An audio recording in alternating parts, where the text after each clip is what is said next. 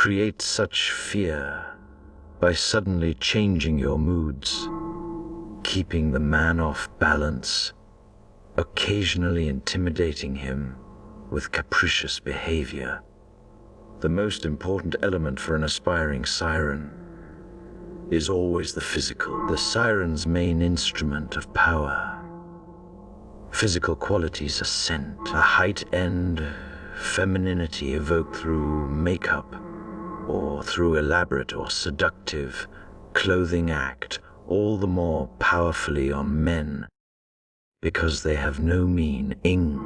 High their immediacy, they bypass rational processes, having the same effect that a decoy has on an animal, or the movement of a cape on a bull. Proper siren appearance is often confused with physical beauty, particularly the face. But a beautiful face does not a siren make. Instead, it creates too much distance and coldness. Neither Cleopatra nor Marilyn Monroe, the two greatest sirens in history, were known for their beautiful faces. Although a smile and an inviting look are infinitely seductive, they must never dominate your appearance. They are too obvious and direct. The siren must stimulate a generalized desire, and the best way to do this is by creating an overall impression that is both distracting and alluring. It is not one particular trait, but a combination of qualities, and falling in love with statues and paintings, even making love to them, is an ancient fantasy, one of which the Renaissance was keenly aware. Giorgio Vasari, writing in the introductory section of the Lives About Art in Antiquity, tells how men violated the laws, going into the temples at night and making love with statues of Venus. In the morning, priests would enter the sanctuaries to find stains on the marble figures. Lynn Lorna lives of the courtesans, the voice. Clearly a critical quality, as the legend indicates. The siren's voice has an immediate animal presence with incredible suggestive power. Perhaps that power is regressive, recalling the ability of the mother's voice 14, the art of seduction, to calm or excite her child even before the child understood what she was saying. The siren must have an insinuating voice that hints at the erotic, more often subliminally than overtly. Almost everyone who met Cleopatra commented on her delightful, sweet-sounding voice, which had a mesmerizing quality. The Empress Josephine, one of the great seductresses of the late 18th century, had a languorous voice that men found exotic and suggestive of her Creole origins. Marilyn Monroe was born with her breathy, childlike voice, but she learned to lower to make it truly seductive. Lauren Bacall's voice is naturally low. Its seductive power comes from its slow, suggestive delivery. The siren never speaks quickly, aggressively, or at a high pitch. Voice is calm and unhurried, as if she had never quite woken up or left her bed. Body an adornment. If the voice must lull, the body and its adornment must dazzle. It is with her clothes that the siren aims to create the goddess effect that Baudelaire described in his essay. In praise of makeup, woman is well within her rights, and indeed she is accomplishing a kind of duty in striving to appear magical and supernatural. She must astonish and bewitch an idol. She must adorn herself with gold, in order to be adored. She must borrow from all of the arts in order to raise herself above nature, the better to subjugate hearts and stir souls. A siren who was a genius of clothes and adornment was Pauline Bonaparte, sister of Napoleon. Pauline consciously strove for a goddess effect, fashioning hair, makeup, and clothes to evoke the look and air of Venus, the goddess of love. No one in history could boast a more extensive and elaborate wardrobe. Pauline's entrance at a ball in 1798 created an astounding effect. She asked the hostess, Madame Perman, if she could dress at her house, so no one would see her clothes as she came in. When she came down the stairs, everyone stopped dead in stunned silence. She wore the headdress of a Bacchantet, clusters of gold grapes interlaced in her hair, which was done up in the Greek style. Her Greek tunic, with its gold embroidered hem, showed off her goddess-like figure. Below her breasts was a girdle of burnished gold, held by a magnificent jewel. No words can convey the loveliness of her appearance, wrote the Duchess d'Abrantz. The very room grew brighter as she entered. The whole ensemble was so harmonious that her appearance was greeted with a buzz of admiration, which continued with utter disregard of all the other women. The key: everything must dazzle, but must also be harmonious, so that no single ornament draws attention.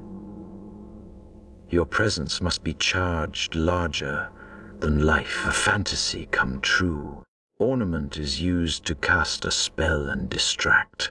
The siren can also use clothing to hint at the sexual, at times overtly, but more often by suggesting it rather than screaming it. That would make you seem manipulative. Related to this is the notion of selective disclosure, the revealing of only a part of the body, but a part that will excite and stir the imagination. In the late 16th century, Marguerite de Valois, the Infant, the silent 15-mouse daughter of Queen Catherine de Medicis of France, was one of the first women ever to incorporate décolletage in her wardrobe, simply because she had the most beautiful breasts in the realm. For Josephine Bonaparte it was her arms, which she carefully always left bare. Movement and demeanor.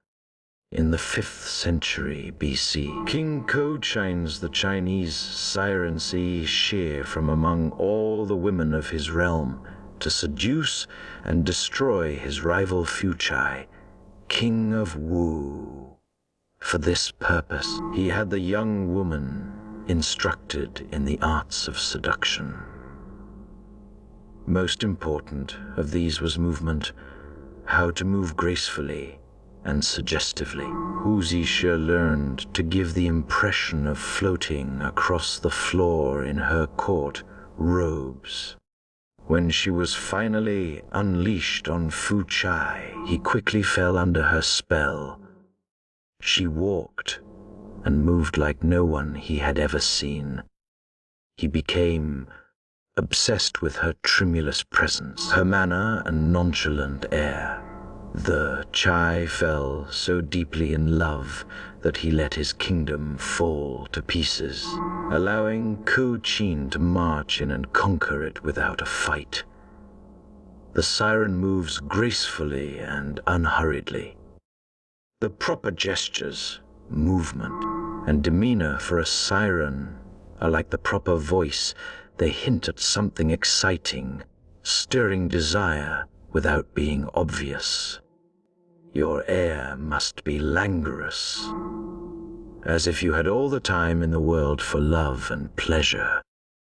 Your gestures must have a certain ambiguity, suggesting something both innocent and erotic. Anything that cannot immediately be understood is supremely seductive, and all the more so if it permeates your manner.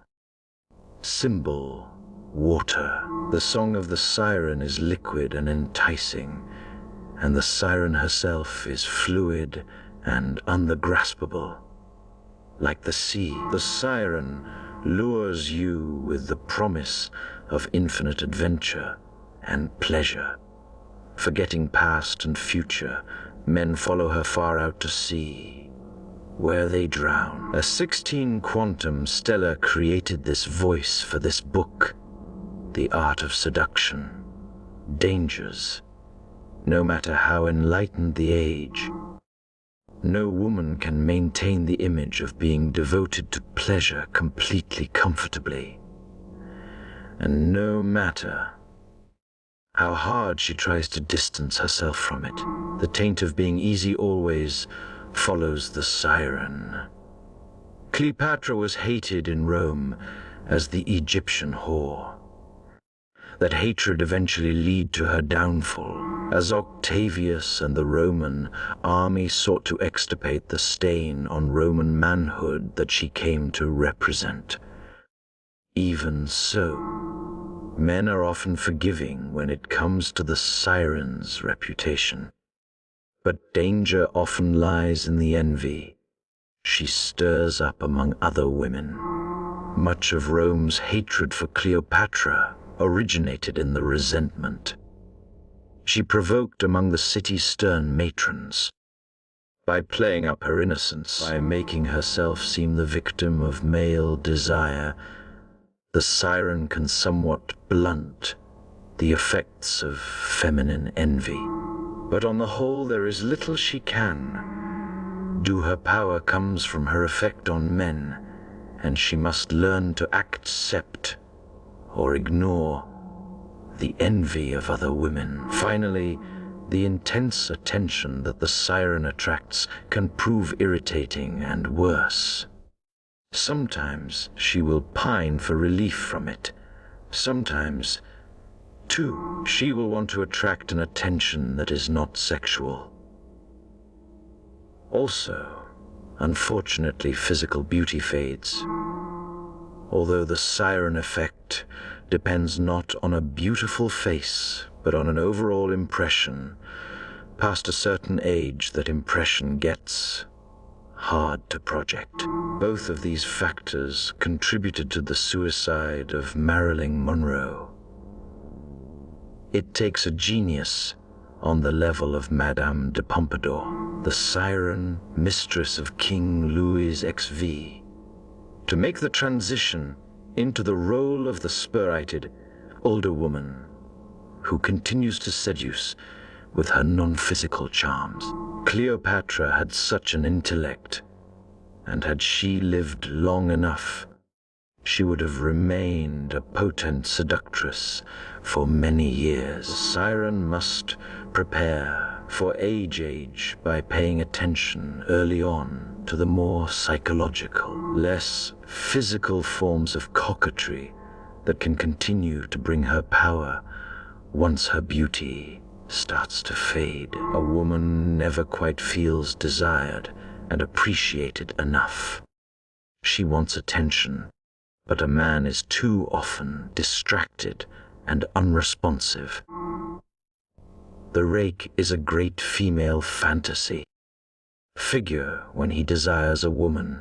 Brief though that moment may be, he will go to the ends of the earth for her. He may be disloyal, dishonest, and immoral, but that only adds to his appeal.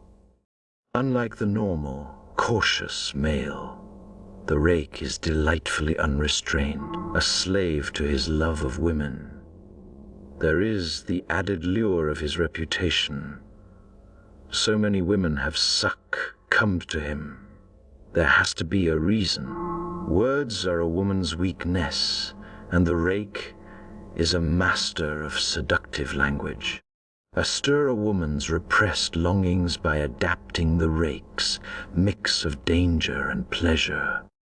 The ardent rake, F for the court of Louis Xiv. The king's last years were gloomy. He was old and had become both insufferably religious and personally unpleased. Court was bored and desperate for novelty. So in 1710, the arrival of a 15-year-old lad who was both devilishly handsome and charming had a particularly strong effect on the ladies. His name was Fronsac, the future Duke de Richelieu, his granduncle being the infamous Cardinal Richelieu. He was impudent and witty. The ladies would play with him, like a toy, but he would miss them on the lips. In return, his hands wandering far for an inexperienced boy, when those hands strayed up the skirts of a duchess who was not so indulgent. The king was furious and sent the youth to the Bastille to teach him a lesson. But the ladies who had found him so amusing could not endure his absence. Compared to the stiffs in court, here was someone incredibly bold, his eyes boring into you, his hands quicker than was safe. Nothing could stop him. His novelty was irresistible. The court ladies pleaded, and his stay in the Bastille was cut short. Several years later, the young Mademoiselle de Valois was walking in a Paris park with her chaperone, an older woman who never left her side. De Valois's father, the Duke d'Orléans, was determined to protect her, his youngest daughter, from all the court seducers until she could be married off. So he had attached to her this chaperone, a woman of impeccable virtue and sourness. In the park, however, de Valois saw a young man who gave her a look that set her heart on fire. He walked on by, but the look was intense and clear. It was her chaperone who told her his name, the now infamous Duke de Richelieu, blasphemer, seducer, heartbreaker, someone to avoid at all cost. A few days later, the chaperone took de Valois to a different park, and lo and behold, Richelieu crossed their path again. This time he was in disguise, dressed as a beggar, but the look in his eye was unforgettable. Mademoiselle de Valois returned his gaze. At last something exciting in her drab life. Given her father's sternness, no man had dared approach her. And now, this notorious courtier was pursuing her. Instead of all the other ladies at court, what a thrill! Soon he was smuggling beautifully written notes to her, expressing his uncontrollable desire for her. She responded timidly, but soon the notes were all she was living for. In one of them he promised to arrange everything if she would spend the night with him, imagining it was Meaux. After an accident at Sect, Dunjoin finds himself washed up on a beach, where he is discovered by a young woman. Sen Tisbeg, wake up, handsomest of all men, and be yourself again. D0N Joang, if the sea gives me death, you give me life. But the sea really saved me only to be killed by you. Oh, the sea tosses me from one torment to the other, for I no sooner pulled myself from the water than I met this siren yourself. Why fill my ears with wax, since you kill me with your eyes? I was dying in the sea, but from today I shall die of love. Tisbe, you have abundant breath for a man almost drowned. You suffered much, but who knows what suffering you are preparing for me? I found you at my feet all water, and now you are all fire. If you burn when you are so wet, what will you do when you're dry again? You promise a scorching flame. I hope to God you're not lying. Dioen Joang, dear girl, God should have drowned me before I could be charred by you. Perhaps love was wise, 19 and 20, the art of seduction, to drench me before I felt your scalding touch. But your fire is such that even in water I burn. Tisbe is so cold and yet burning. Don Joang, so much fire is in you. Tisbe, how well you talk! Duan Joang, how well you understand! Tisbe! I hope to God you're not lying.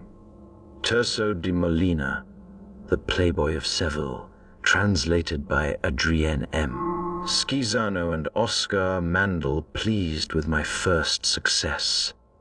I determined to profit by this happy reconciliation. I called them impossible to bring such a thing to pass. She did not mind playing along and agreeing to his bold proposal. Mademoiselle de Valois had a chambermaid named Angelique, who dressed her for bed and slept in an adjoining room. One night, as the chap Erone was knitting, de Valois looked up from the book she was reading to see Angelique carrying her mistress's nightclothes to her room. But for some strange reason, Angelique looked back at her and smiled. It was Richelieu, expertly dressed as the maid. De Valois nearly gasped from fright, but caught herself, realizing the danger she was in.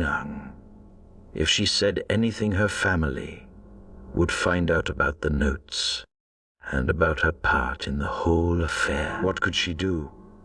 She decided to go to her room and talk the young Duke out of his ridiculously dangerous maneuver. She said good night to her chaperone, but once she was in her bedroom, the words she had planned were useless.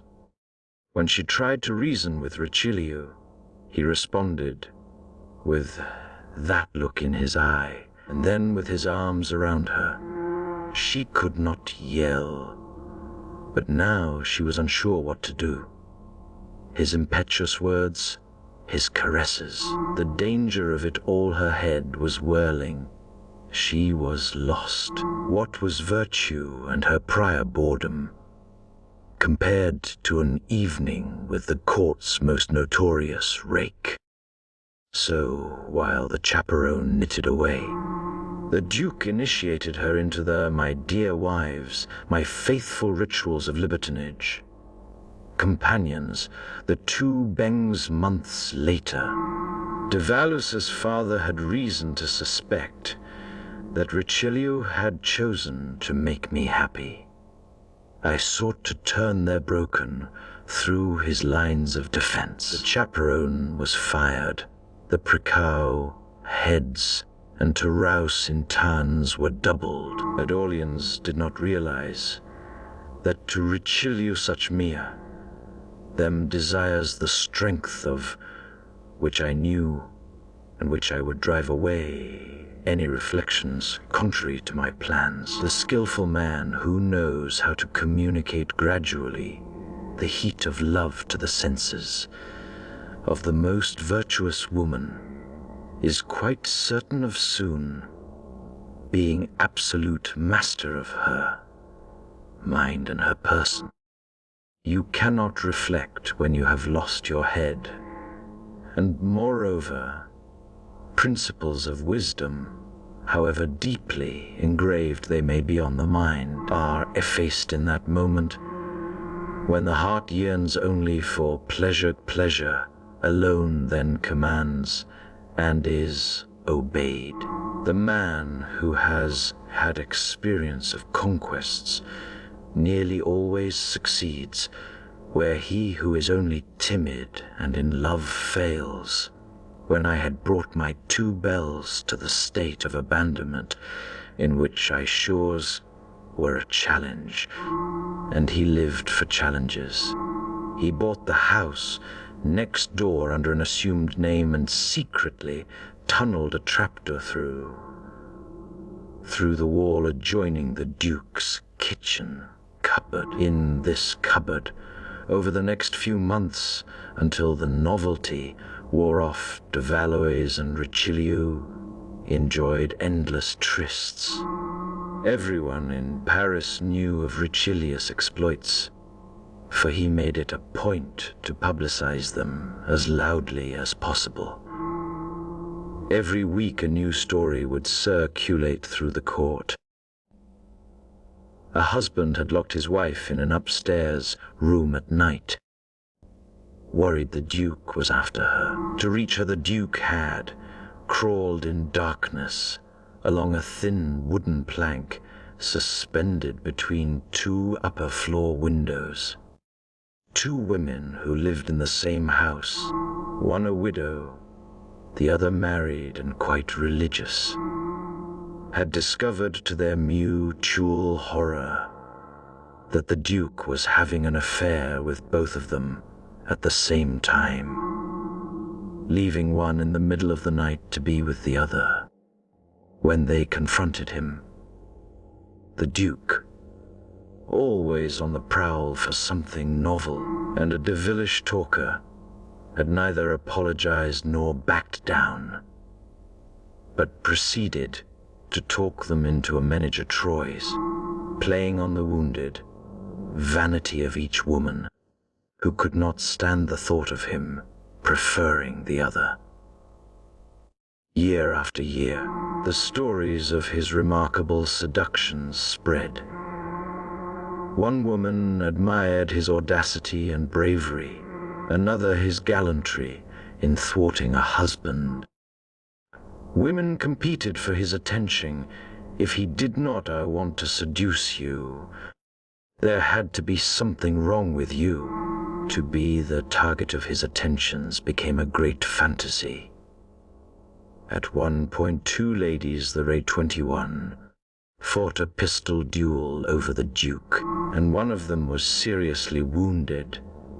The Duchess d'Orléans, Richelieu's most bitter enemy, once wrote, "If I believed in sorcery, I should think that the Duke possessed some supernatural secret, for I have never known a woman to oppose the very least resistance to him."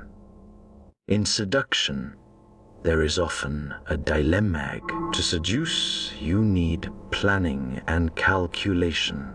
But if your victim suspects that you have ulterior motives, she will grow defensive. Furthermore, if you seem to be in control, you will inspire fear instead of desire. The ardent rake solves this dilemma in the most artful manner. Of course, he must calculate and plan. He has to find a way around the jealous husband, or whatever the obstacle is. It is exhausting work. But by nature, the ardent rake also has the advantage of an uncontrollable libido. When he pursues a woman, he really is aglow with desire. The victim senses this and is inflamed, even despite herself. How can she imagine that he is a heartless seducer who will abandon her when he so ardently braves all dangers and obstacles to get to her? And even if she is aware of his rakish past, of his incorrigible amorality, it doesn't matter, because she also sees his weakness. He cannot control himself. He actually is a slave to all women. As such, he inspires no fear. The ardent rake teaches us a simple lesson. Intense desire has a distracting power on a woman, just as the siren's physical presence does on a man. A woman is often defensive, and can sense insincerity or calculation. But if she feels consumed by your attentions and is confident you will do anything for her, she will notice nothing else about you, or will find a way to forgive your indiscretions. This is the perfect cover for a seducer. The key, J, is to show no hesitation, to abandon all restraint, to let yourself go, to show that you cannot control yourself and are fundamentally weak. Do not worry about inspiring mistrust. As long as you are the slave to her charms, she will not think of the aftermath. The demonic rake, in the early 1880s, members of Roman high society began to talk of a young journalist who had arrived on the scene, a certain Gabriel D'Annunzio. This was strange in itself, for Italian royalty had only the deepest contempt for anyone outside their circle, and a newspaper society reporter was almost as low as you could go. Indeed, well-born men paid D'Annunzio little attention. He had no money and few connections, coming from a strictly middle-class background. Besides, to them he was downright ugly, short and stocky, with a dark, splotchy complexion and bulging eyes. The men thought him so unappealing, they gladly let him mingle with their wives and daughters, certain that their women would be safe with this gargoyle and happy to get this gossip hunter off their hands. No, it was not the men who talked of D'Annunzio, it was their wives. Wanted them, I expressed a more eager desire. Their eyes lit up. My caresses were returned, and it was plain that their resistance would not delay.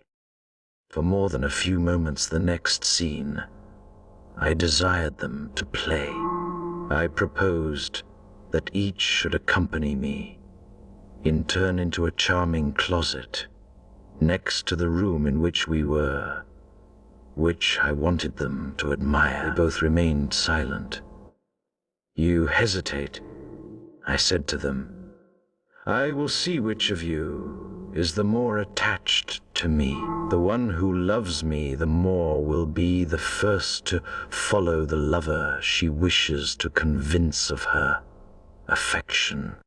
I knew my Puritan, and I was well aware that, after a few struggles, she gave herself up completely to the present moment. That this one appeared to be as agreeable to her as the others we had previously spent together. She forgot that she was sharing meal with Madame Renauding. When her turn came, Madame Renaud responded with a transport that proved her contentment, and she left the sitting only after having repeated continually, "What a man! What a man! He is astonishing! How often you could be happy with him if he were only faithful." The Private Life of the Marshal Duke of Richelieu, translated by F. Flint, 22, The Art of Seduction. His very successes in love, even more than the marvelous voice of this little, bald seducer with a nose like Punch, swept along in his train a whole procession of enamored women, both opulent and tormented.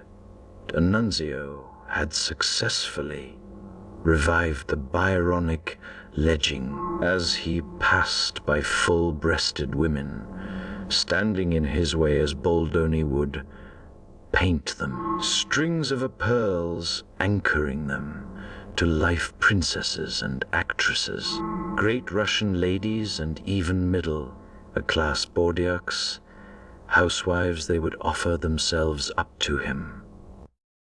Philip Julian, Prince of Asthitis, Count Robert de Montesquieu, translated by John Haylock and Francis. King, in short. Nothing is so sweet as to triumph over the resistance of a beautiful person.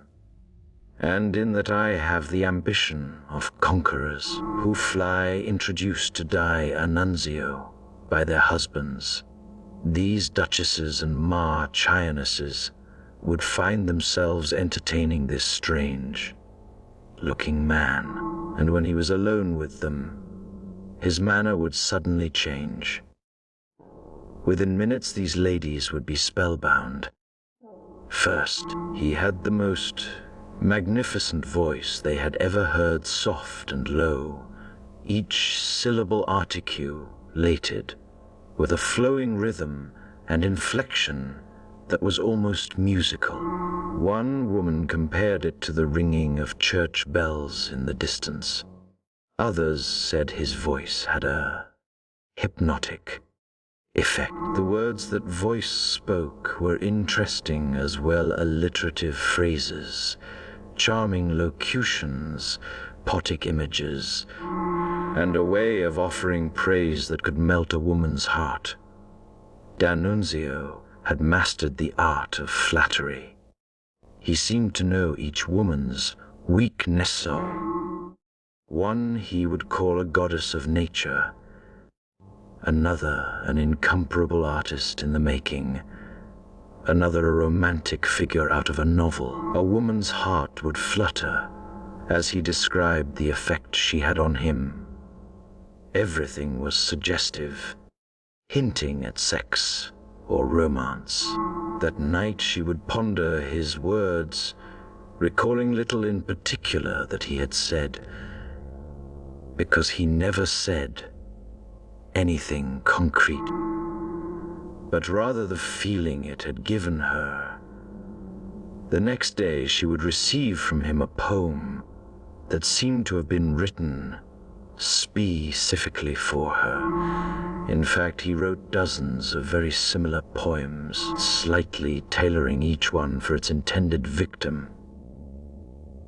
A few years after D'Annunzio began work as a society reporter, he married the daughter of the Duke and Duchess of Guise.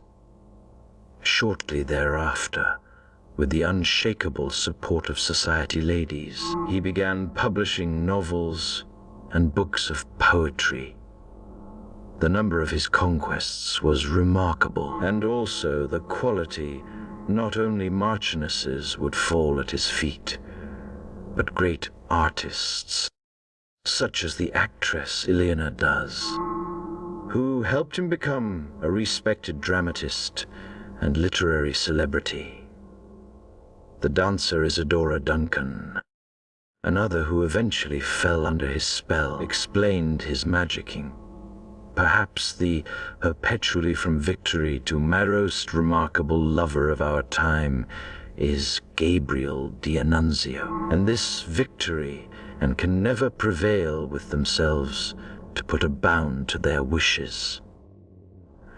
Nothing can restrain the impetuosity of my desires. I have an heart for the whole earth, and like Alexander, I could wish for new worlds wherein to extend my amorous conquests. Molière, Don John, or the Libertine, translated by John Ozell, notwithstanding that he is small, bald, and, except when his face lights up with enthusiasm, ugly, but when he speaks to a woman he likes, his face is transfigured, so that he suddenly becomes Apollo.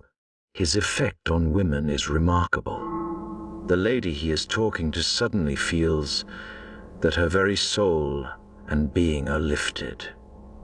At the outbreak of World War I, the 52-year-old D'Annunzio joined the army. Although he had no military experience, he had a flair for the dramatic and a burning desire to prove his bravery. He learned to fly and led dangerous, but highly effective missions. By the end of the war, he was Italy's most decorated hero.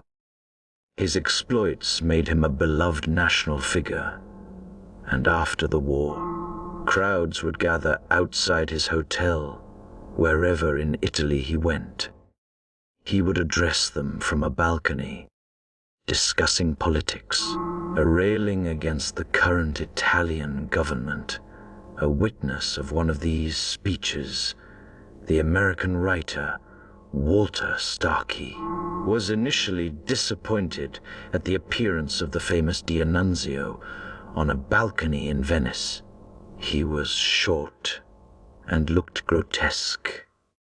Little by little, however, I began to sink under the fascination of the voice, which penetrated into my consciousness, and the Rake 23, never a hurried, jerky gesture. He played upon the emotions of the crowd as a supreme violinist does upon a Stradivarius. The eyes of the thousands were fixed upon him, as though hypnotized by his power. Once again, it was the sound of the voice and the poetic connotations of the words seduced the masses, arguing that modern Italy should reclaim the greatness of the Roman Empire. D'Annunzio would craft slogans for the audience to repeat, or would ask emotionally loaded questions for them to answer. He flattered the crowd, made them feel they were part of some drama. Everything was vague and suggestive. The issue of the day was the ownership of the city of Fiume, just across the border in neighboring Yugoslavia. Many Italians believed that Italy's reward for siding with the Allies in the recent war should be the annexation of Fiume. D'Annunzio championed this cause, and because of his status as a war hero, the army was ready to side with him, although the government opposed any action. In September of 1919, with soldiers rallying around him, D'Annunzio led his infamous march on Fiume. When an Italian general stopped him along the way and threatened to shoot him, D'Annunzio opened his coat to show his medals and said in his magnetic voice, "If you must kill me, fire first on this." The general stood there stunned, then broke into tears. He joined up with D'Annunzio. When D'Annunzio entered Fiume, he was greeted as a liberator. The next day he was declared leader of the Free State of Fiume. Soon he was giving daily speeches from a balcony overlooking the town's main square, holding tens of thousands of people spellbound without benefit of loud speakers. He initiated all kinds of celebrations and rituals harking back to the Roman Empire. The citizens of Fiume began to imitate him, particularly his sexual exploits. The city became like a giant bordello. His popularity was so high that the Italian government feared a march on Rome, which at that point, had D'Annunzio decided to do it, and he had the support of a large part of the military, might actually have succeeded. D'Annunzio could have beaten Mussolini to the punch and changed the course of history. He was not a fascist, but a kind of aesthetic socialist. He decided to stay in Fiume, however, and ruled there for 16 months before the Italian government finally bombed him out of the city. Seduction is a psychological process that transcends gender, except in a few key areas where each gender has its own weakness. The male is traditionally vulnerable to the visual. the siren who concoct the right physical appearance will seduce in large numbers. For women, the weakness is lan, gauge, and words, as was written by one of D'Annunzio's victims, the French actress Simone. How can one explain his conquests except by his extraordinary verbal power and the musical timbre of his voice, put to the service of exceptional eloquence? For my sex is susceptible to words, bewitched by them, longing to be dominated by them. The rake is as promiscuous with words as he is with women. He chooses words for their ability to suggest, insinuate, hypnotize, elevate. In among the many modes of handling Don Juan's effect on women, the motif of the irresistible hero is worth singling out, for it illustrates a curious change in our sensibility. Don Juan did not become irresistible to women until the Romantic Age, and I am disposed to think that it is a trait of the female imagination to make him so. When the female voice began to assert itself, and even, perhaps, to dominate in literature, Don Juan evolved to become the women's rather than the man's ideal. Don Juan is now the woman's dream of the perfect lover, fugitive, passionate, daring. He gives her the one unforgettable moment, the magnificent exaltation of the flesh which is too often denied her by the real husband, who thinks that men are gross and women spiritual. To be the fatal Don Juan may be the dream of a few men, but to meet him is the dream of many women. Oscar Mandel, The Legend of Don Juan, The Theater of Don Juan 24, The Art of Seduction Feat. The words of the rake are the equivalent of the bodily adornment of the siring, a powerful sensual distraction, a narcotic.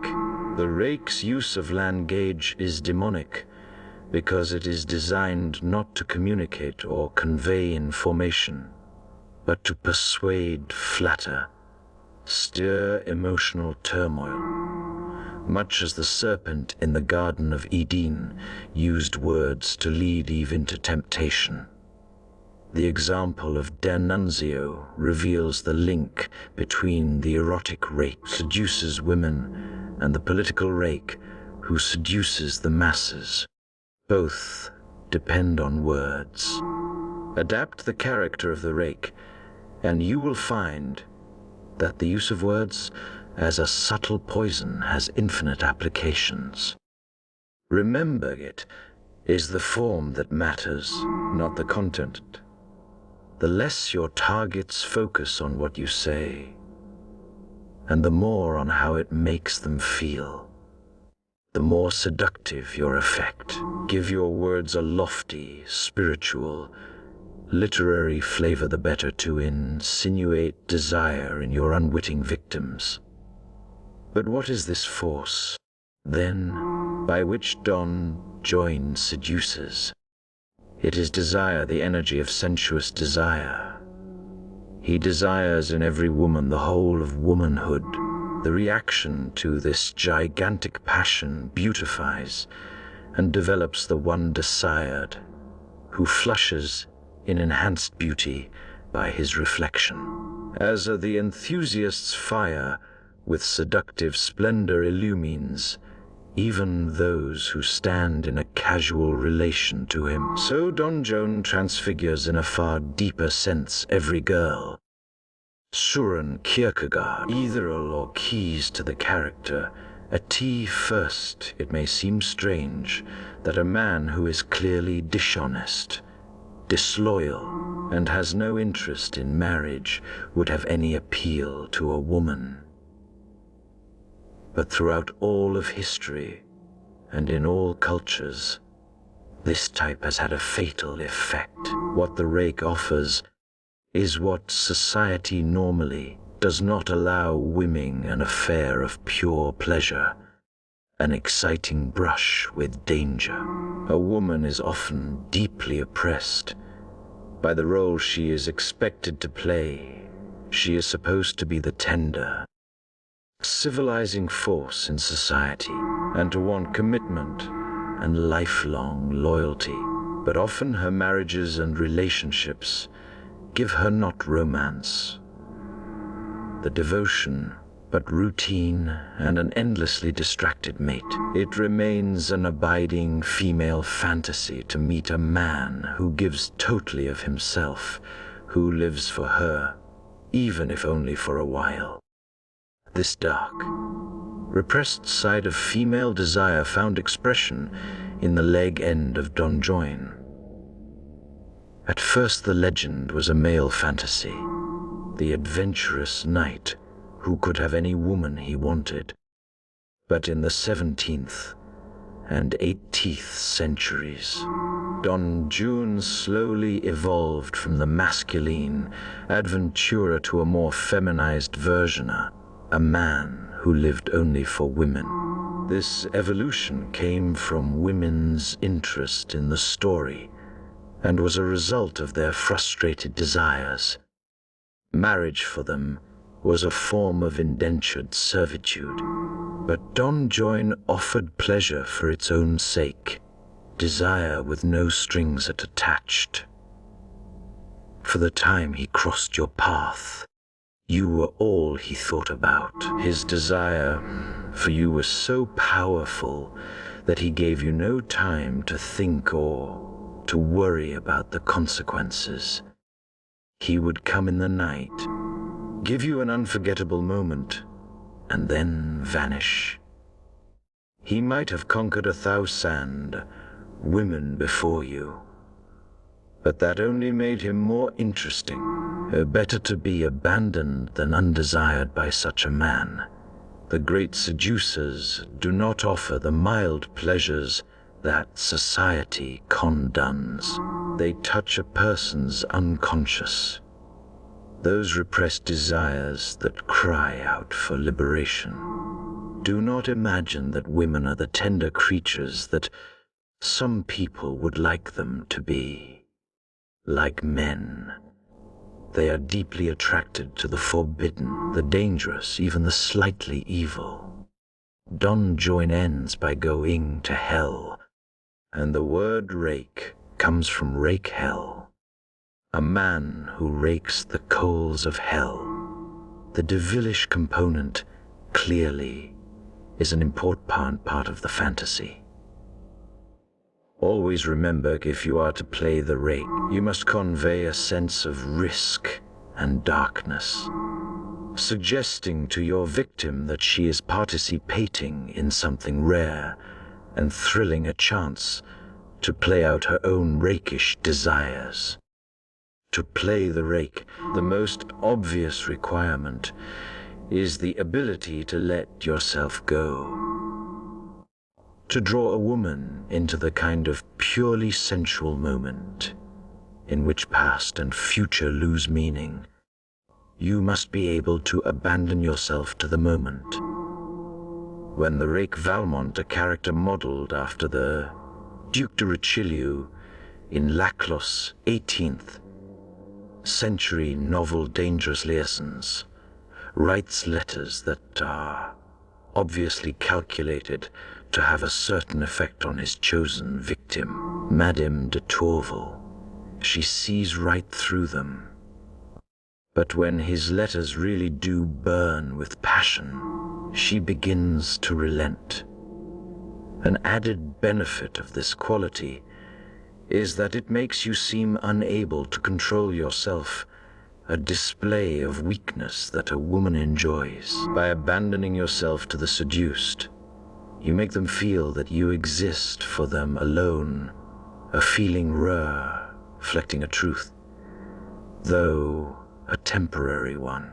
Of the hundreds of women that Pablo Picasso, consummate rake, seduced over the years, most of them had the feeling that they were the only one he truly loved. The rake never worries about a woman's resistance to him, or for that matter about any other obstacle in his path, a husband, a physical barrier. Resistance is only the spur to his desire, inflaming him all the more. When Picasso was seducing Fran Oisgeilet, in fact, he begged her to resist. He needed resistance to add to the thrill. In any case, an obstacle in your way gives you the opportunity to prove yourself and the creativity you bring to matters of love. In the 11th century Japanese novel The Tale of Genji by the court lady Murasaki Shikibu, the rake Prince Neo is not disturbed by the sudden disappearance of Yukifune, the woman he loves. She has fled because, although she is interested in the prince, she is in love with another man, but her absence allows the prince to go to extreme lengths to track her down. His sudden appearance, to whisk her away to a house deep in the woods, and the gallantry he displays in doing so overwhelm her. Remember, if no resistances or obstacles face you, you must create them. No seduction can proceed without them. 26. The Art of Seduction. The rake is an extreme personality. Impudent, sarcastic, and bitingly witty, he cares nothing for what anyone thinks. Paradoxically, this only makes him more seductive. In the court-like atmosphere of studio-era Hollywood, when most of the actors behaved like dutiful sheep, the great rake, Errol Flynn, stood out in his insolence. He defied the studio chiefs, engaged in the most extreme pranks, reveled in his reputation as Hollywood's supreme seducer, all of which enhanced his popularity. The rake needs a backdrop of convention, a stultified court, a humdrum marriage, a conservative culture to shine, to be appreciated for the breath of fresh air he provides. Never worry about going too far. The rake's essence is that he goes further than anyone else. When the Earl of Rochester, 17th century England's most notorious rake and poet, abducted Elizabeth Mallet, one of the most sought-after young ladies of the court, he was duly punished. But lo and behold, a few years later, young Elizabeth, though wooed by the most eligible bash laws in the country, chose Rochester to be her husband. In demonstrating his audacious desire, he made himself stand out from the crowd. Related to the rake's extremism is the sense of danger, taboo, perhaps even the hint of cruelty about him. This was the appeal of another poet rake, one of the greatest in history, Lord Byron. Byron disliked any kind of convention and happily played this up. When he had an affair with his half-sister, who bore a child by him, he made sure that all of England knew about it. He could be uncommonly cruel as he was to his wife, but all of this only made him that much more desirable. Danger and taboo appeal to a repressed side in women who are supposed to represent a civilizing, moralizing force in culture. Just as a man may fall victim to the siren through his desire to be free of his sense of masculine responsibility, a woman may succumb to the rake through her yearning to be free of the constraints of virtue and decency. Indeed, it is often the most virtuous woman who falls most deeply in love with the rake. Among the rake's most seductive qualities is his ability to make women want to reform him. How many thought they would be the one to tame Lord Byron? How many of Picasso's women thought they would finally be the one with whom he would spend the rest of his life? You must exploit this tendency to the fullest. When caught red-handed in rackishness, fall back on your weakness, your desire to change, and your inability to do so. With so many women at your feet, what can you do? You are the one who is the victim. You need help. Women will jump at this opportunity. They are uncommonly indulgent of the rake, for he is such a pleasant, dashing figure. The desire to reform him disguises the true nature of their desire, the secret thrill they get from him. When President Bill Clinton was clearly caught out as a rake, it was women who rushed to his defense, finding every possible excuse for him. The fact that the rake is so devoted to women, in his own strange way, makes him lovable and seductive to them. Finally, a rake's greatest asset is his reputation. Never downplay your bad name or seem to apologize for it. Instead, embrace it, enhance it. It is what draws women to you. There are several things you must be known for: your irresistible attractiveness to women, your uncontrollable devotion to pleasure. This will make you seem weak, but also exciting to be around. Your disdain for convention, a rebellious streak that makes you seem dangerous. This last element can be slightly hidden on the surface. Be polite and civil, while letting it be known that behind the scenes you are incorrigible. Duke de Richelieu made his conquests as public as possible, exciting other women's competitive desire to join the club of the seduced. It was by reputation that Lord Byron attracted his willing victims. A woman may feel ambivalent about President Clinton's reputation, but beneath that ambivalence is an underlying interest. Do not leave your reputation to chance or gossip. It is your life's artwork, and you must craft it, hone it, and display it with the care of an artist. Symboled fire. The rake burns with a desire that inflames the woman he is seducing. It is extreme, uncontrollable, and dangerous. The rake may end in hell, but the flames surrounding him often make him seem that much more desirable to women. Dangers the siren. The rake faces the most danger from members of his sex, who are far less indulgent than women are of his constant skirt chasing. In the old days, a rake was often an aristocrat, and no matter how many people he offended or even killed, in the end he would go unpunished.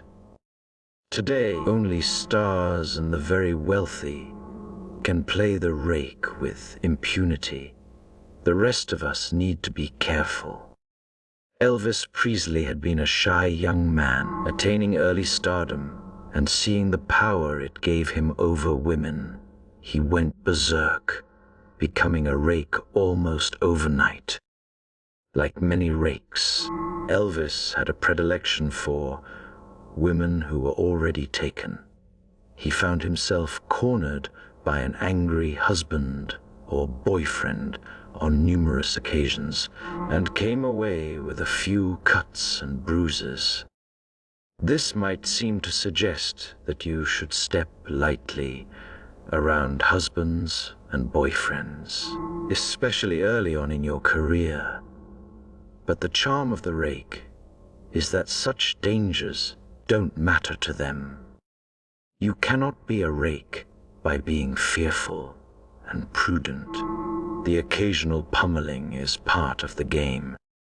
Later on, in any case, at the height of Elvis's fame, no husband would dare touch him. The greater danger for the rake comes not from the violently offended husband, but from those insecure men who feel threatened by the Don John figure. Although they will not admit it, they envy the rake's life of pleasure, and like everyone envious, they will attack in hidden ways, often masking their persecutions as morality.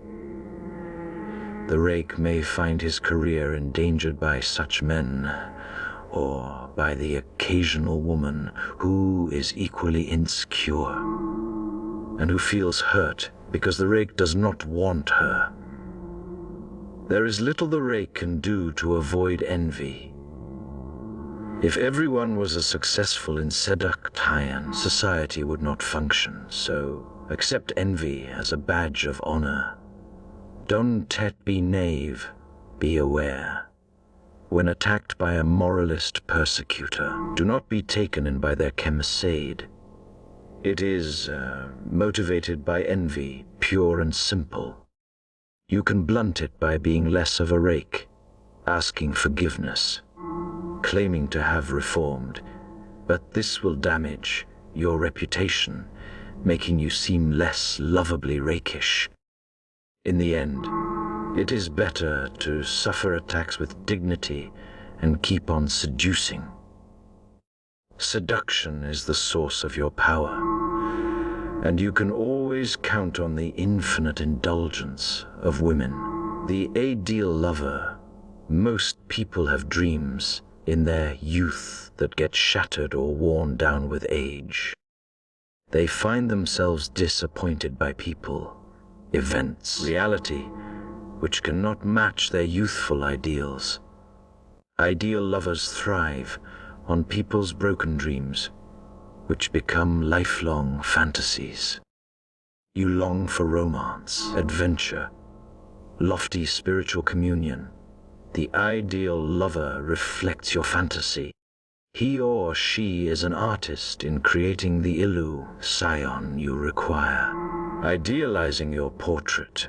In a world of disenchantment and baseness, there is limitless seductive power in following the path of the ideal lover. The romantic ideal, one evening around 1760, at the opera in the city of Collegine, a beautiful young woman sat in her box, watching the audience. Beside her was her husband, the town burgomaster, a middle-aged man and amiable enough, but dull. Through her opera glasses, the young woman noticed a handsome man wearing a stunning outfit.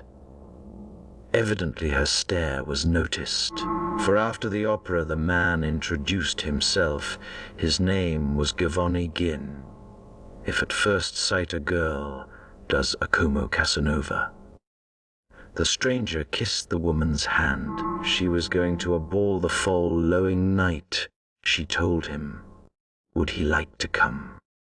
If I might dare to hope, madam, he replied, that you will dance only with me. The next night, after the ball, the woman could think only of Casanova. He had seemed to anticipate her thoughts had been so pleasant, and yet so bold. A few days later, he dined at her house, and after her husband had retired for the evening, she showed him around. In her Buddha, she pointed out a wing of the house, a chapel just outside her window. Sure enough, as if he had read her mind, Casanova came to the chapel the next day to attend Mass, and seeing her at the theater, That evening he mentioned to her that he had noticed a door there that must lead to her bedroom. She not make such a deep impression on a person that she awakens the ideal, then ordinarily the actuality is not especially desirable. But if she does, then no matter how experienced a person is, he usually is rather overwhelmed. Søren Kierkegaard, The Seducer's Diary, translated by Howard V. Hong and Edna H. Hong laughed and pretended to be surprised. In the most innocent of tones, he said that he would find a way to hide in the chapel the next day, and almost without thinking, she whispered she would visit him there after everyone had gone to bed.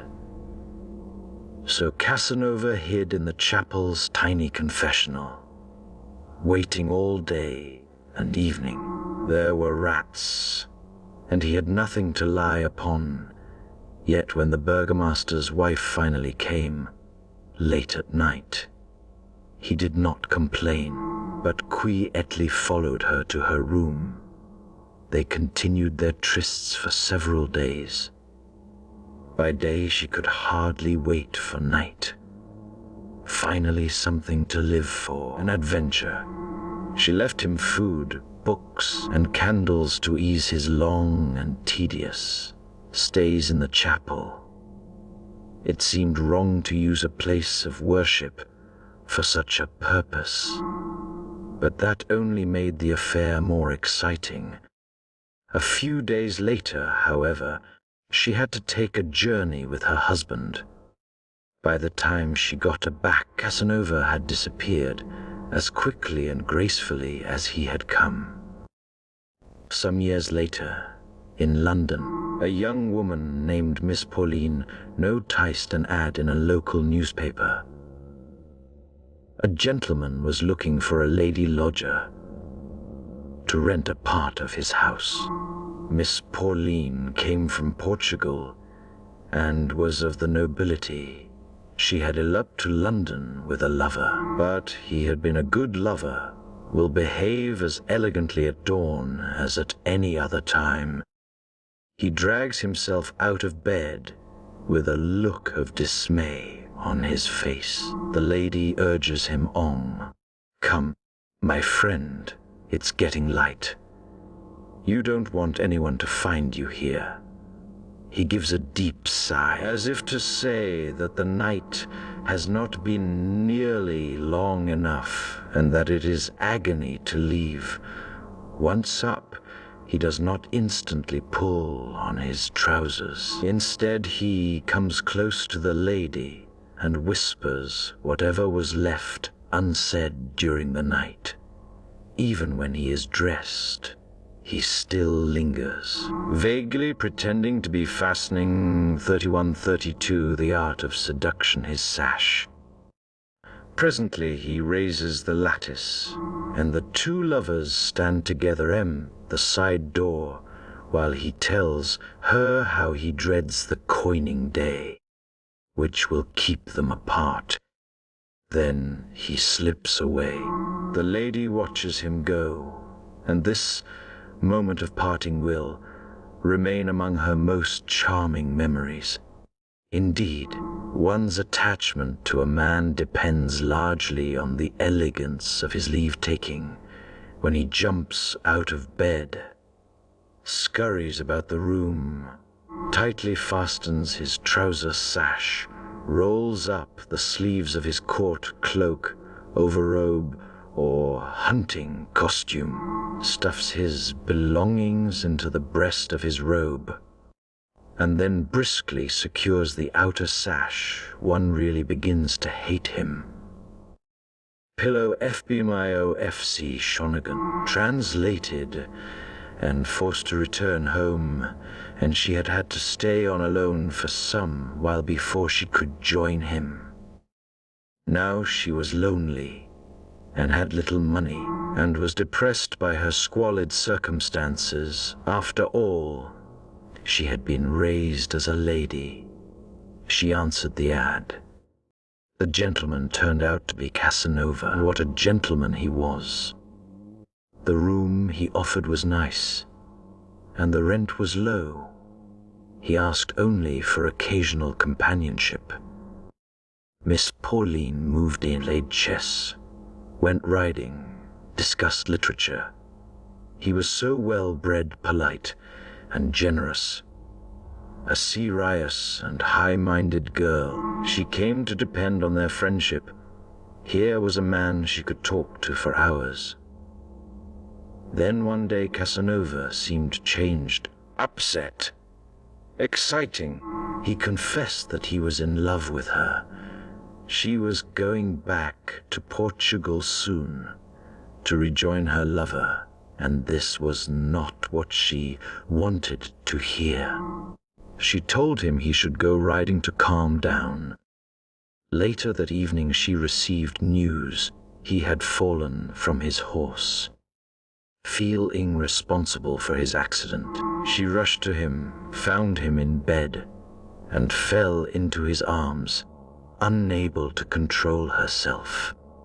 The two became lovers that night, and remained so for the rest of Miss Pauline's stay in London.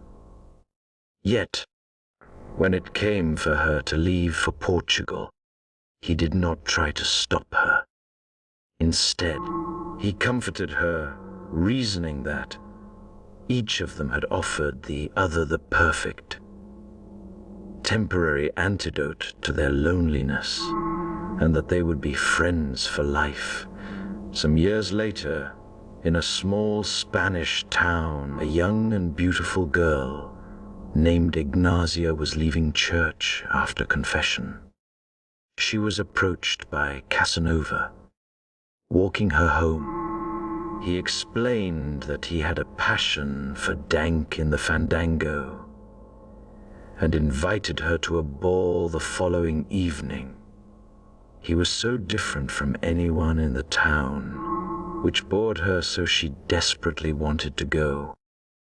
Her parents were against the arrangement, but she persuaded her mother to act as a chaperone. After an unforgettable evening of danking, and he danced the fandango remarkably well for a foreigner, Casanova confessed that he was madly in love with her. She replied, very sadly, thought that she already had a fiancé. Casanova did not force the issue, but over the next few days he took Ignazia to more dances and to the bullfights. On one of these occasions he introduced her to a friend of his, a duchess, who flirted with him brazenly. Ignazia was terribly jealous. By now she was desperately in love with Casanova, but her sense of duty and religion forbade such thoughts.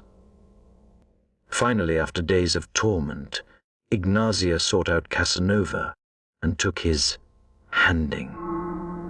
My confessor tried to make me promise to never be alone with you again, she said. And as I could not, he refused to give me absolution. It is the first time in my life such a thing has happened to me. I have put myself in God's hands. I have made up my mind, so long as you are here, to do all you wish. When to my sorrow you leave Spain, I shall find another confessor. My fancy for you is, after all, only a passing madness. Casanova was perhaps the most successful seducer in history. Few women could resist him. His method was simply on meeting a woman. He would, the ideal lover 33, study her, go along with her moods, find out what was missing in her life, and provide it. He made himself the ideal lover. The bored burgomaster's wife needed adventure and romance. She wanted someone who would sacrifice time and comfort to have her. For Miss Pauline, what was missing was friendship, lofty ideals, serious conversation. She wanted a man of breeding and generosity who would treat her like a lady. For Ignazia, what was missing was suffering and torment. Her life was too easy. To feel truly alive and to have something real to confess, she needed to sin. In each case, Casanova adapted himself to the woman's ideals, brought her fantasy to life. Once she had fallen under his spell, a little ruse or calculation would seal the romance. Jodé among rats, a contrived fall from a horse, an encounter with another woman to make Ignazia jealous. The ideal lover is rare in the modern world, for the role takes effort. You will have to focus intensely on the other person, fathom what she is missing, what he is disappointed by. People will often reveal this in subtle ways through gesture, tone of voice, a look in the eye. By seeming to be what they lack, you will fit their ideal. To create this effect requires patience and attention to detail. Most people are so wrapped up in their own desires, so impatient. They are incapable of the ideal lover role. Let that be a source of infinite opportunity. Be an oasis in the desert of the self, absorbed. Few can resist the temptation of following a person who seems so attuned to their desires, to bringing to a life their fantasies. And as with Casanova, your reputation as one who gives such pleasure will precede you and make your seductions that much the cultivation of the pleasures of the senses was ever my principal aim in life. Knowing that I was personally calculated to please the fair sex, one always strove to make myself agreeable to it. Casanova, the beauty ideal, IN 1730, when Jean Poisson was a mere 9 years old. A fortune-teller predicted that one day she would be the mistress of Louis XV. The prediction was quite ridiculous, since Jeanne came from the middle class, and it was a tradition stretching back for centuries, that the king's mistress be chosen from among the nobility. To make matters worse, Jeanne's father was a notorious rake, and her mother had been a courtesan. Fortunately for Jane, one of her mother's lovers was a man of great wealth who took a liking to the pretty girl and paid for her education. Jeanne learned to sing, to play the clavicorde, to ride with uncommon skill, to act and dance. She was schooled in literature and history as if she were a boy. The playwright Kribillin instructed her in the art of conversation. During the early 1970s, against a turbulent political backdrop that included the fiasco of American involvement in the Vietnam War and the downfall of President Richard Nixon's presidency in the Watergate scandal, a me generation sprang to prominence, and more Andy Warhol was there to hold up its mirror. Unlike the radicalized protesters of the 1960s, who wanted to change all the ills of society, the self-absorbed people sought to improve their bodies and to get in touch with their own feelings. They cared passionately about their appearance, health, lifestyle, and bank accounts. Andy catered to their self, a centeredness and inflated pride by offering his services as a portraitist. By the end of the decade, he would be internationally recognized as one of the leading portraitists of his era. Warhol offered his clients an irresistible product, a stylish and flattering portrait by a famous artist who was himself a certified celebrity, conferring an alluring star presence upon even the most celebrated of faces. He transformed his subjects into glamorous apparitions, presenting their faces as he thought they wanted to be seen and remembered, by filtering his sitters' good features through his silkscreens and exaggerating their vivacity. He enabled them to gain entry to a more mythic and rarefied level of existence.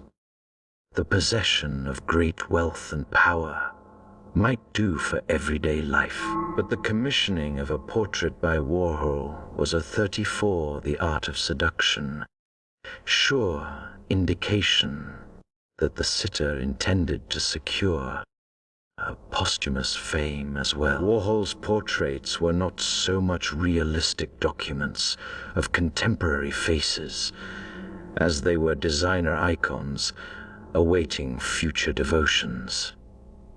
David Borden. Warhol, women have served all these centuries as looking glasses possessing the magic and delicious power of reflecting the figure of a man at twice its natural size. Virginia Woolf, a room of one's own on top of it all. Jane was beautiful and had a charm and grace that set her apart early on. In 1741, she married a man of the lower nobility, now known as Madame de Hailes. She could realize a great ambition. She opened a literary salon. All of the great writers and philosophers of the time frequented the salon, many because they were enamored of the hostess.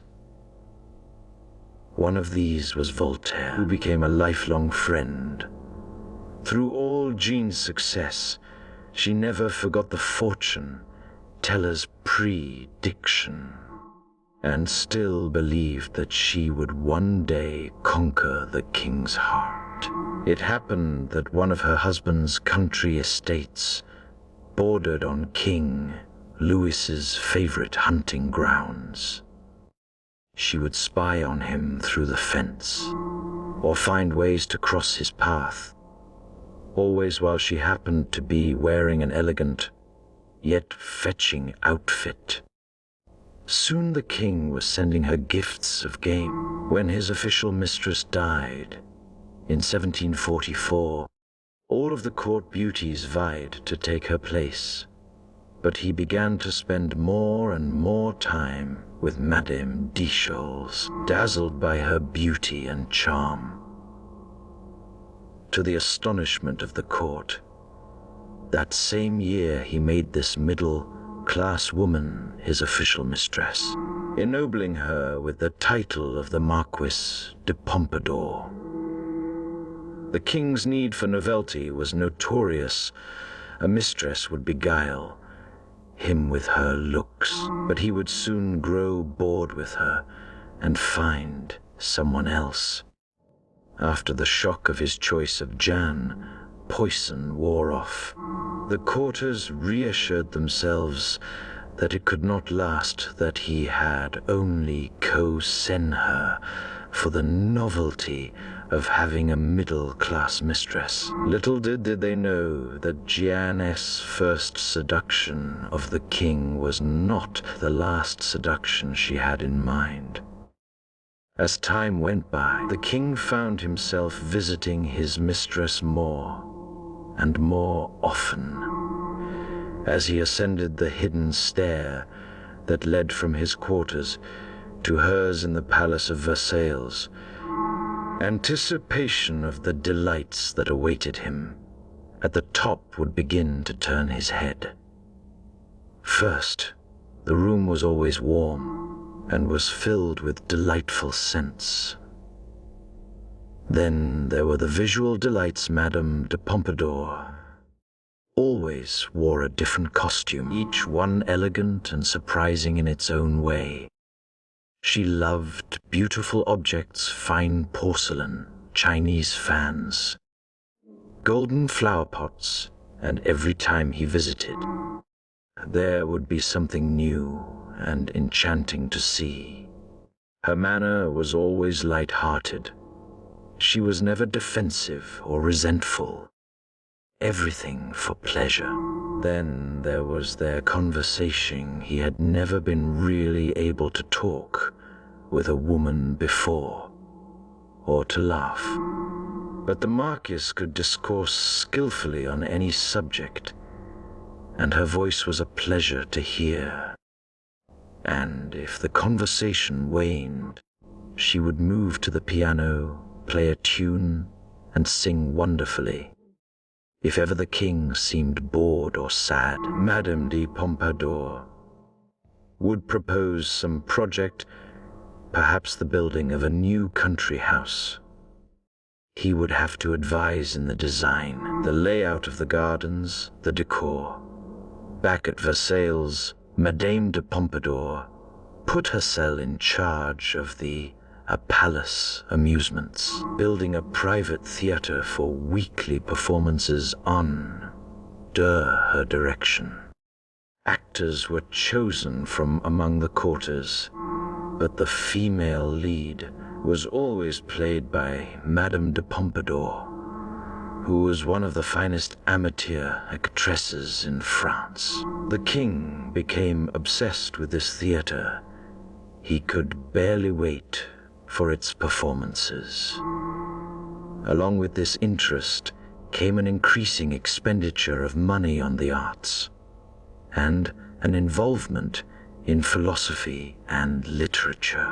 A man who had cared only for hunting and gambling was spending less and less time with his male companions and becoming a great patron of the arts. Indeed, he stamped a whole era with an aesthetic style, which became known as Louis Quinze, rivaling the style associated with his illustrious predecessor, Louis XTV.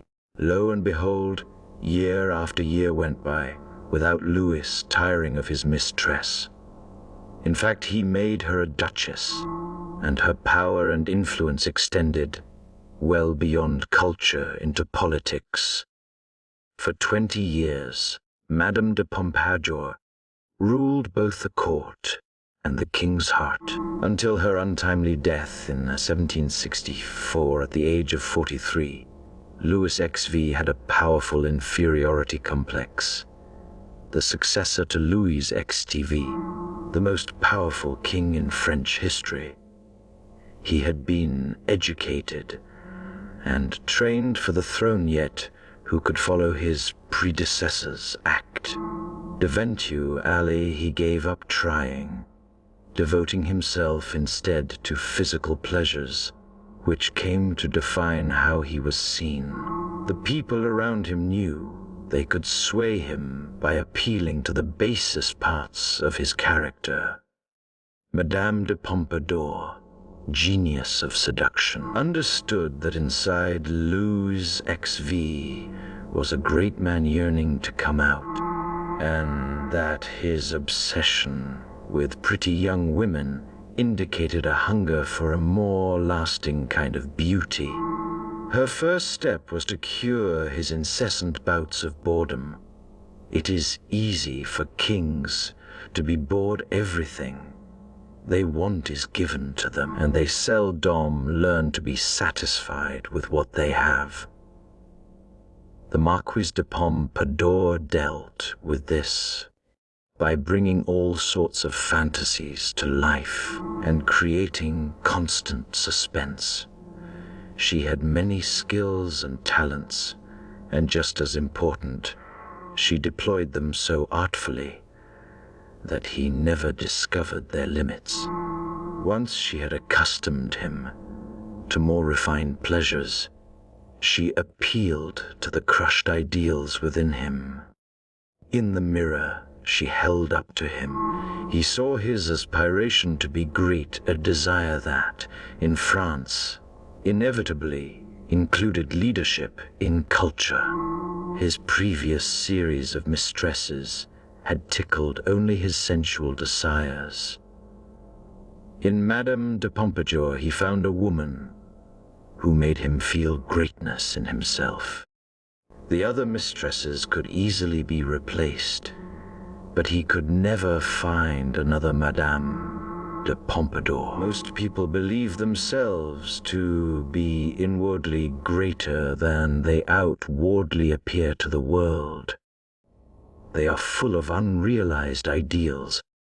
They could be artists, thinkers, leaders, spiritual figures, but the world has crushed them, denied them the chance to let their abilities flourish. This is the key to their seduction and to keeping them seduced over time. The ideal lover knows how to conjure up this kind of magic, appeal only to people's physical side, as many amateur seducers do, and they will resent you for playing upon their basest instincts, but appeal to their better selves, to a higher standard of beauty, and they will hardly notice that they have been seduced. Make them feel elevated, lofty, spiritual, and your power over them will be limitless. 36. The art of seduction. Love brings to light a lover's noble and hidden qualities, his rare and exceptional traits. It is thus liable to be deceptive as to his normal character. Friedrich Nietzsche keys to the character. Each of us carries inside us an ideal, either of what we would like to become, or of what we want another person to be for us. This ideal goes back to our earliest years, to what we once felt was missing in our lives, what others did not give to us, what we could not give to ourselves. Maybe we were smothered in comfort, and we long for danger and rebellion. If we want danger, but it frightens us, perhaps we look for someone who seems at home with it. Or perhaps our ideal is more elevated. We want to be more creative, nobler, and kinder than we ever managed to be. Our ideal is something we feel is missing inside us. Our ideal may be buried in disappointment, but it lurks underneath, waiting to be sparked. If another person seems to have that ideal quality, or to have the ability to bring it out in us, we fall in love. That is the response to ideal lovers. Attuned to what is missing inside you, to the fantasy that will stir you. They reflect your ideal, and you do the rest, projecting on to them your deepest desires and yearnings. Casanova and Madame de Pompadour did not merely seduce their targets into a sexual affair, they made them fall in love. The key to following the path of the ideal lover is the ability to observe. Ignore your target's words and conscious behavior. Focus on the tone of their voice, a blush here, a look there, those signs that betray what their words won't say. Often the ideal is expressed in contradiction. King Louis XV seemed to care only about chasing deer and young girls, but that, in fact, covered up his disappointment in himself. He yearned to have his nobler qualities flatter. Never has there been a better moment than now to play the ideal lover. That is because we live in a world in which everything must seem elevated and well-intentioned. Power is the most taboo topic of all Gu. Although it is the reality we deal with, every day in our struggles with people. There is nothing noble, self-sacrificing, or spiritual about it. Ideal lovers make you feel nobler, make the sensual and sexual seem spiritual and aesthetic. Like all seducers, they play with power, but they disguise their manipulations behind the facade of an ideal. Few people see through them, and their seductions last longer. Some ideals resemble Jungian archetypes.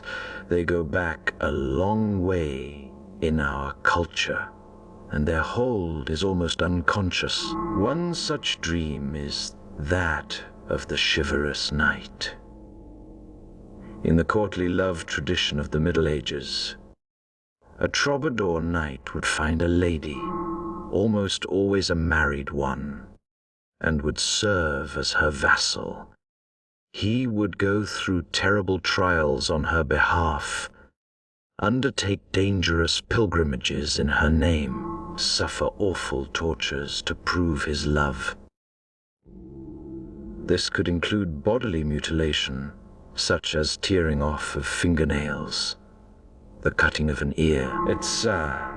He would also write poems and sing beautiful songs to her, for no troubadour could succeed without some kind of aesthetic or spiritual quality to impress his lady. The key to the archetype is a sense of absolute devotion, a man who will not let matters of warfare, glory, or money intrude into the fantasy of courtship, has limitless power. The troubadour role is an ideal because people who do not put themselves and their own interests first are truly rare.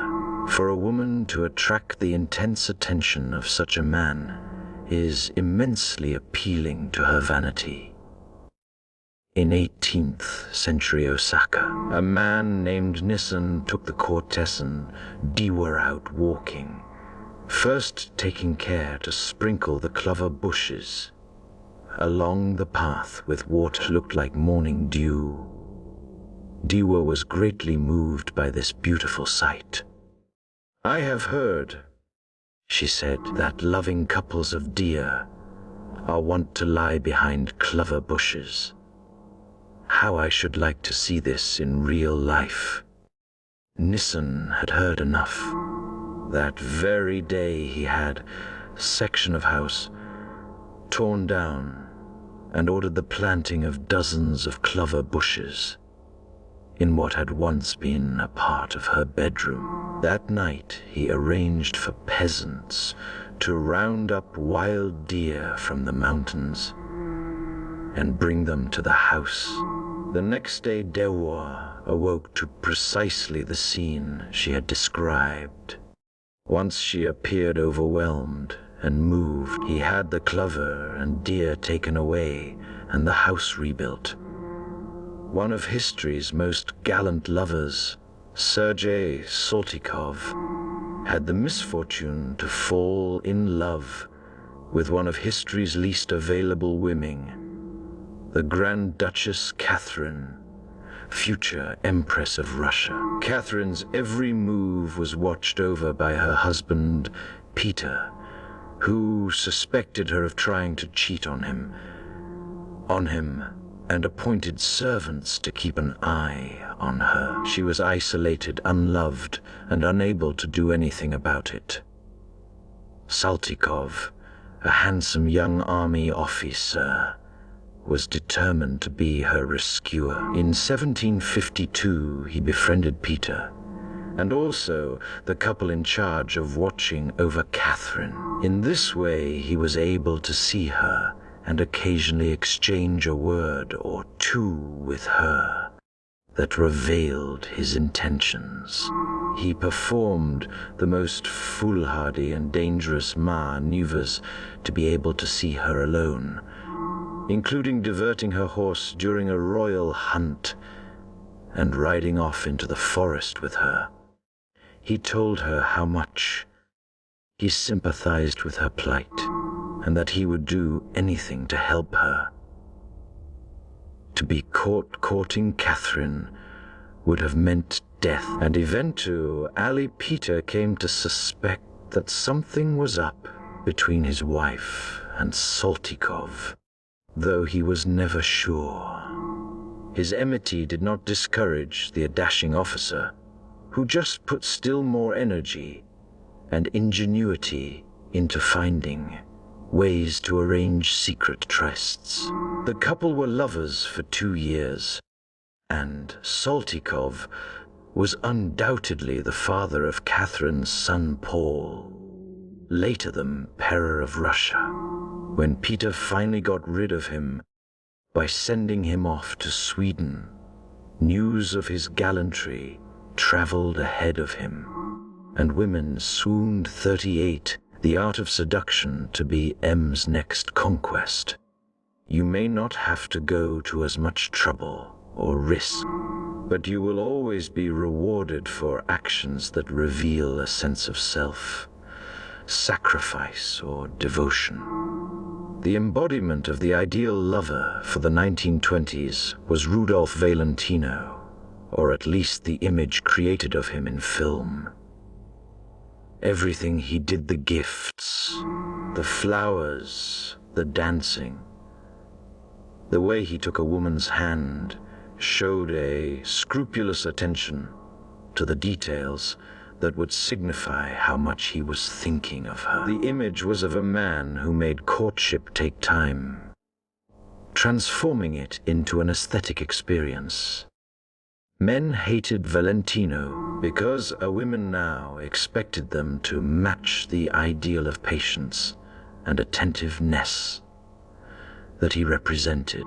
Yet nothing is more seductive than patient attentiveness.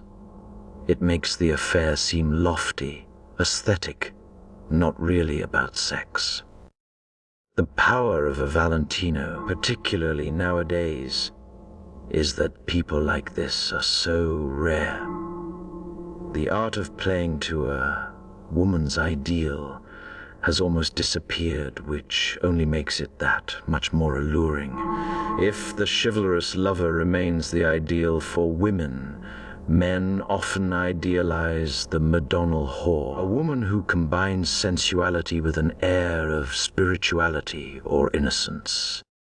Think of the great courtesans of the Italian Renaissance, such as Tullia d'Aragona, essentially a prostitute, like all court sans, but able to disguise her social role by establishing a reputation as a poet and philosopher. Tullia was what was then known as an honest courtesan. Honest courtesans would go to church, but they had an ulterior motive for men. Their presence at Mass was exciting. Their houses were pleasure palaces. But what made these homes so visually delightful was their artworks and shelves full of books, volumes of Petrarch and Dante.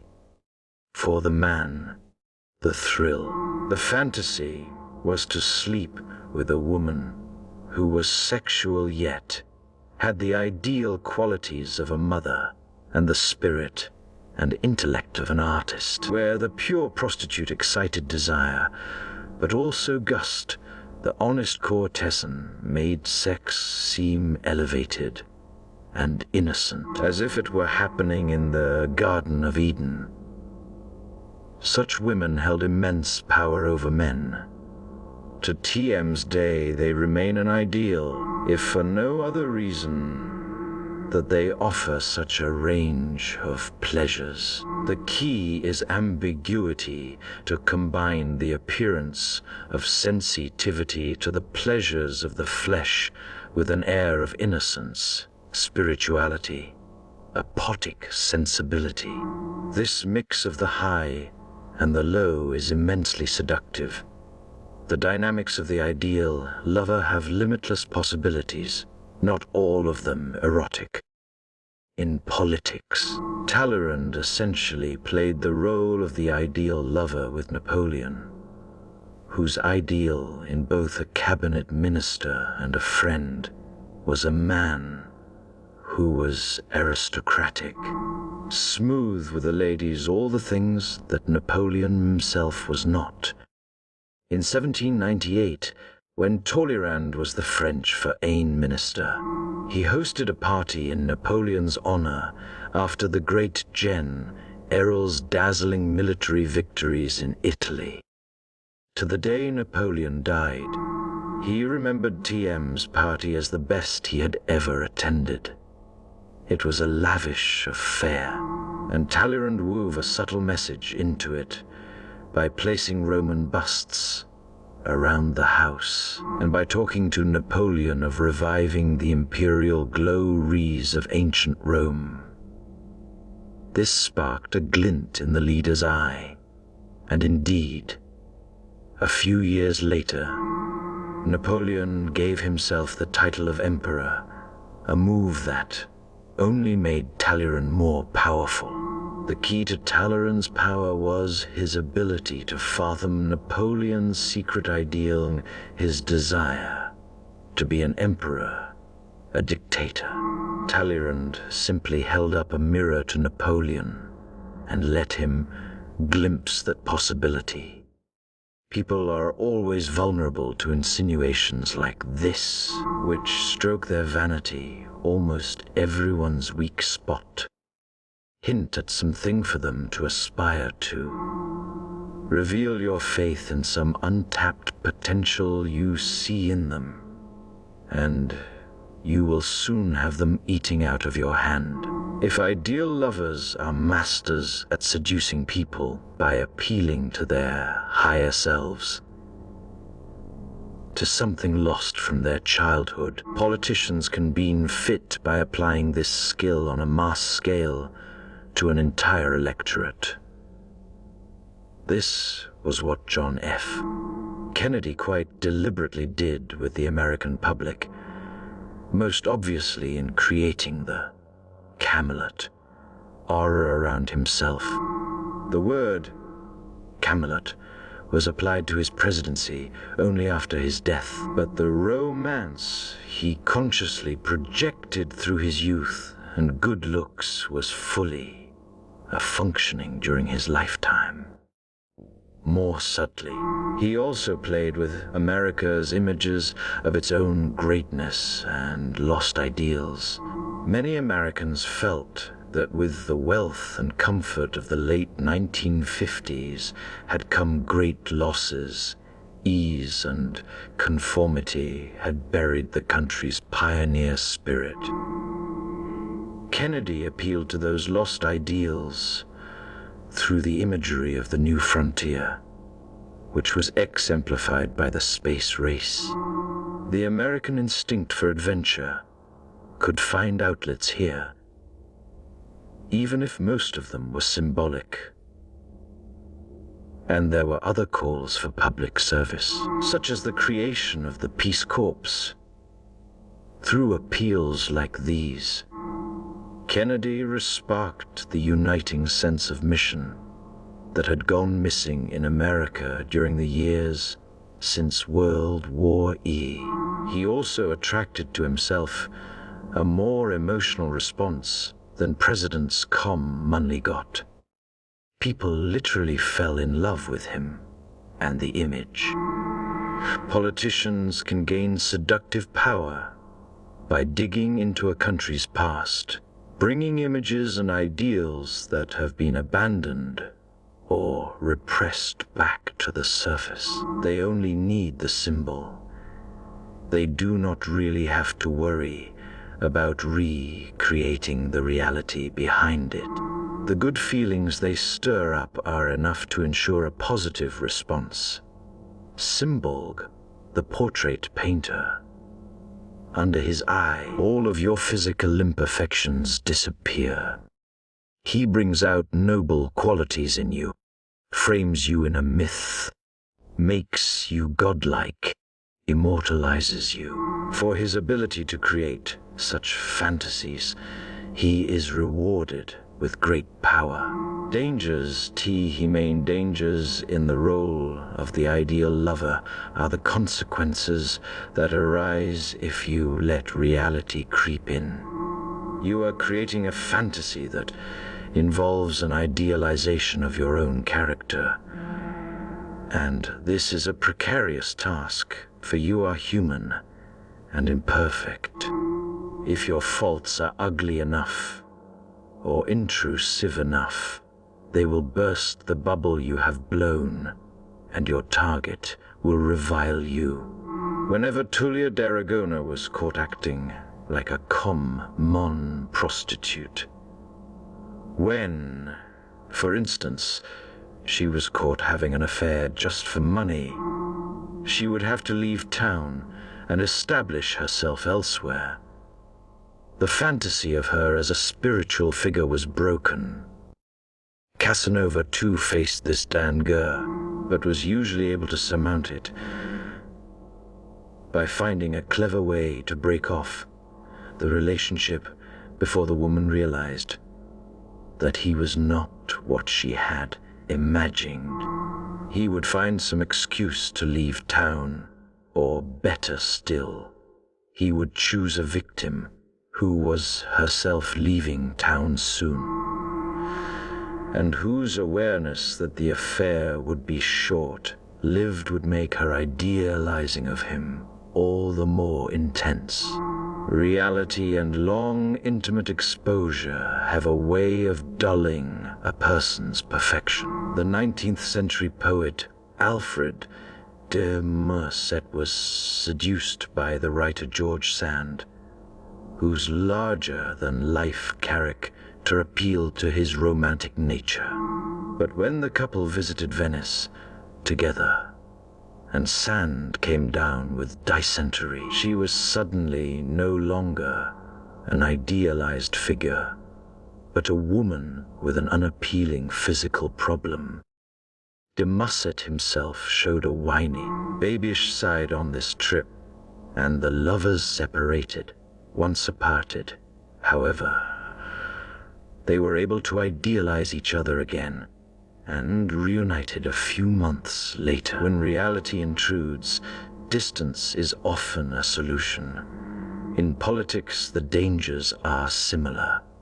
Years after Kennedy's death, a string of revelations, his incessant sexual affairs, his excessively dangerous brinkmanship style of diplomacy, etc., belied the myth he had created. His image has survived this tarnishing.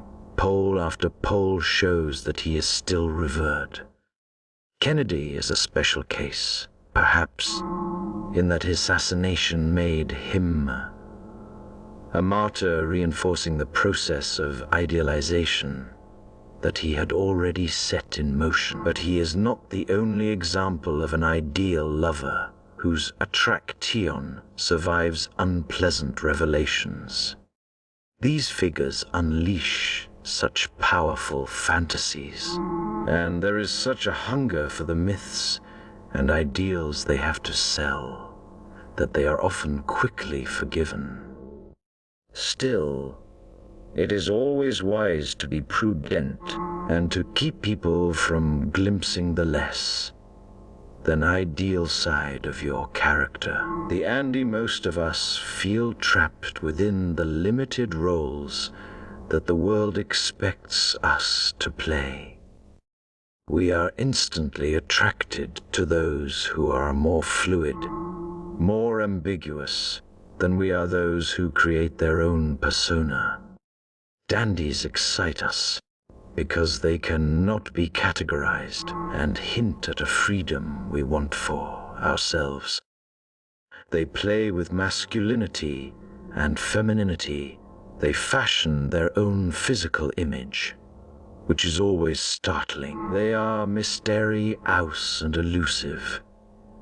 They also appeal to the narcissism of each sex. To a woman, they are psychologically female. To a man, they are male. Dandies fascinate and seduce in large numbers. Use the power of the dandy to create an ambiguous alluring presence that stirs repressed desires.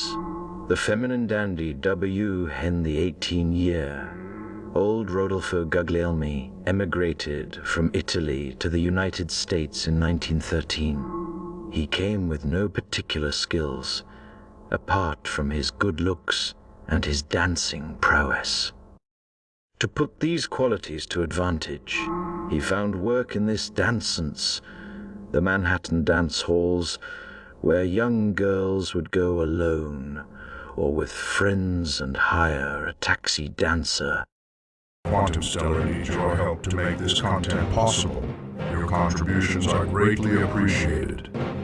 Thank you.